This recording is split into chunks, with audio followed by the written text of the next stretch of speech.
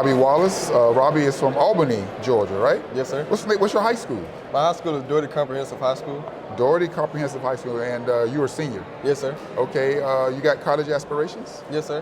Where are you planning on going to college? I plan on either going to University of Georgia or at Florida State University. Or Florida State. Okay, so you're here at the Infinite Scholars College Fair. What are you seeing? Are you seeing any success? You getting any offers? Yes, sir. I've gotten plenty of offers. I got a scholarship from Point University and Delaware as of right now for all the tables I went. Yes, sir. Okay. So what's your major? What you planning on majoring in? I plan on majoring in physical therapy. Physical therapy. Okay. Yes, sir. So how did you get here today? How did I get? I came here with my school on a trip, like a field trip to come to our college fair because they want to explore our options to these colleges that we can go to. So what is it like preparing to come? What did you have to do in order to take advantage of this event? Well, in order for me to take advantage of this opportunity, I had to make sure that my grades was good first, mainly, and make sure that my SAT was up to par, at least over 900 minimum. So after I reached that score of over 900 on my SAT, I was able to take this opportunity to come here today. How many times have you taken the SAT? I took it one time. When was the first time you take it? The first time I took it was a month ago. Okay. All right. Okay. So I've been talking with people today about challenges with young men and young women in your age bracket, right? So you're a senior in high school. What have been some of the challenges that you've noticed as a high school senior in your quest to attend college? The challenge I had to face as a senior on my quest to attend college is that I had to face a lot of focus. You had to focus up more, being that we just came off of quarantine, because the jump from going from home and then coming to a school, it's real different. It's a lot more distractions that can get in your way. But as long as you stay focused and stay with the right crowd, you'll be able to get through it easily. Yeah, it's different because of COVID. You all have had to juggle being in the classroom setting with being a virtual setting. And you are in a classroom setting now in Albany, right? Yes, sir. Okay, so how's that working for you? Is it better? Do you think it's a better experience? It's working great because I get to connect with my friends again, and it's nice to have connections for going into the future, especially colleges too. So as long as we got connections in each other, we should be straight. Yeah. So they tell me that when you start high school, you're not really thinking about college. Is that true? When you're in 9th and 10th grade? When you're a freshman, of course you're going to be like, oh my God, it's high school, I'm really here. But at some point it's going to have to hit you that you're going to have to move on from this. It's going to go by so fast. You only got 4 years here. So when did you first start thinking about college? I first started thinking about college actually my freshman year, because I had to realize at an early age that I'm going to have to keep going because I have to make it out. You know what I mean? Okay, what made you connected? What gave you the inspiration or the motivation to think at such a, it seems early, but it's not. But what gave you the motivation to do that? Motivation, seeing my mom struggle.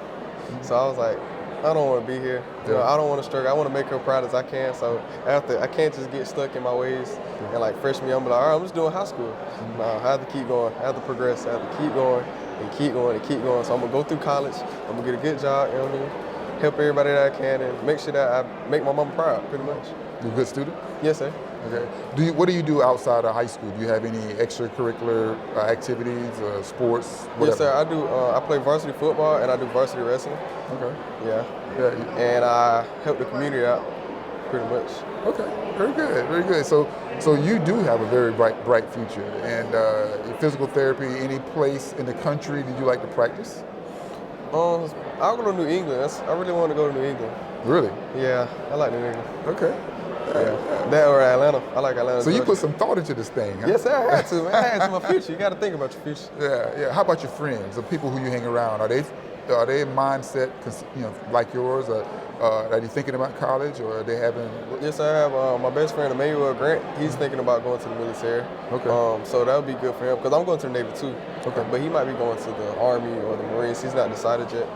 I have a lot of friends. Being that we had a spectacular football season this year, a lot of my friends are getting offered to go to college. So they're all about to do all their aspirations and really pursue their dreams, pretty much. So let's talk about the money.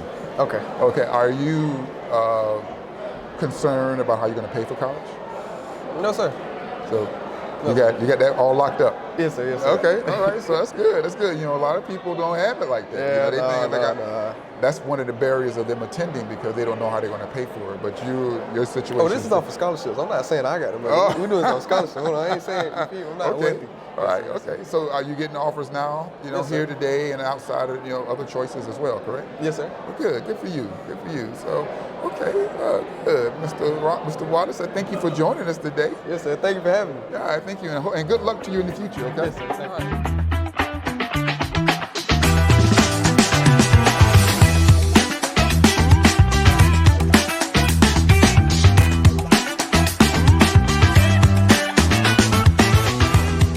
So I'm sitting here with my good friend, Mr. Monte Richardson, or is better known as the Honorable Monte Richardson, Federal Magistrate. Thank you very much for being here. It's a pleasure. It's a pleasure. So I really am excited about taking a few minutes to talk to you because, you're so elusive, man. You're one of those guys that we know out here doing great things, and many people don't know who you are, but you are a federal judge here in Jacksonville, Florida. And that's not something we see very often, an African-American male who happens to be a federal judge. Tell us a little bit how you got here, what inspired you to want to be on the bench, and what are some of the things that you can say to other people who are aspiring to be in the position that you're in? Well, thanks for having me, but I'll tell you, as far as my journey of being a federal judge, it was a wonderful journey. I was blessed to have wonderful mentors. Many of my mentors were judges.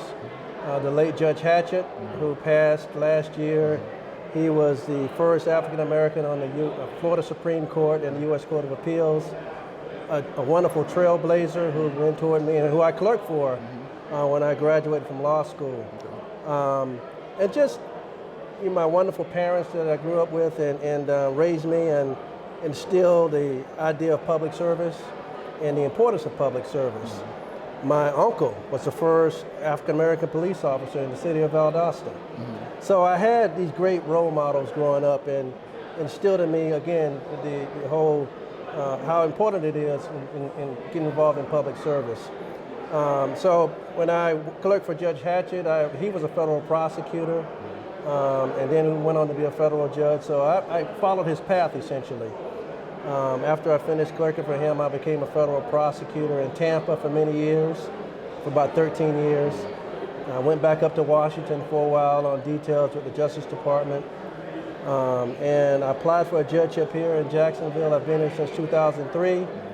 It's just been an amazing experience. I've met so many wonderful people, such as yourself and people in the community. Got involved in my fraternity, Kappa Alpha Psi. And so it's just been a blessing. It's a blessing. And I feel like I've grown up here now. I've been here since, again, 2003, and getting involved with cases, being involved in the community, like here today at UNCF, working for scholarships.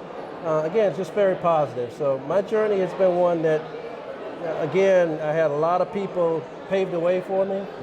A lot of great mentors, just a lot of good role models, and so that's how I kind of. What are some of the challenges you see for young people who, maybe doesn't think there's an opportunity for them to have a high-level career, right? Because they're not really exposed to those careers until they're faced with having to deal with various types of professionals. Because I know when I was growing up, I didn't know judges and any people like that. Right. Just barely knew attorneys, right? Right. And so, our students, our children often don't really have the confidence that they can work through those processes to become a high-level professional. Right. And it's so important, and I tell a lot of young people, and I do mentor a lot of young people, young law students that work at my chambers, just to stay focused. And I like to use Muhammad Ali's analogy. You don't lose by getting knocked down, you lose by staying down. Yeah. It's very important. And I tell people there will be adversities, challenges along the way, and that's just part of life. But it's how you handle that adversity and moving forward that makes the difference. But I just tell them to stay focused on their path and their goals, and anything's possible.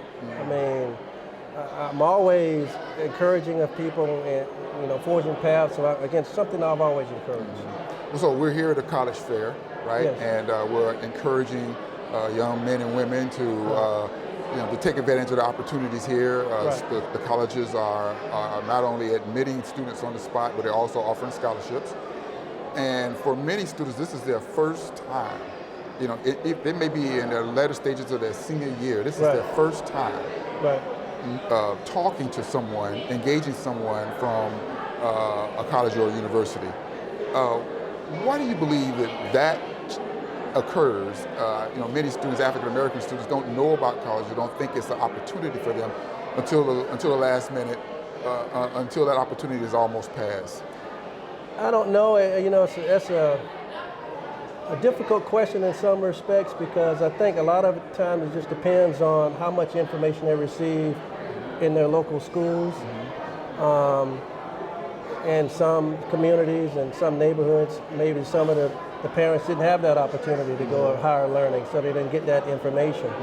So it's important for people like yourself, people in the community, to share that information. Organizations such as here today at UNCF and a lot of the colleges that are here, to let them know that there are opportunities out there, there are avenues out there in order to further your education. Because as you know, it's just so important. It makes such a big difference as far as the wealth gap and being able to develop that you get those opportunities. So, and hopefully, this is an annual event that we have here, and it's well attended. And I just hope that it just keeps moving forward and getting that information out to students. Yeah, what was the sweet spot for you? When did you know that you were actually going to college, and when did you know what you were going to major in? I knew early on because my older sister, she was like a mentor to me, a straight A student. It was really a prerequisite in my family. You got to go to school. It was instilled in me early on, because I grew up Dr. King, the marches, and just the importance of education. And again, people in my family really pushed and emphasized that importance. So that was something that was always instilled. I had that blessing of having mentorship at home and out in the professional world. And I know that some families don't have that. So we have to supplement it. We have to supplement it. We have to be out there, we have to be active, really engaged, like 100 Black Men. Being out there, letting the students know that there are avenues and mentorship to move forward, to get your education. So it's important.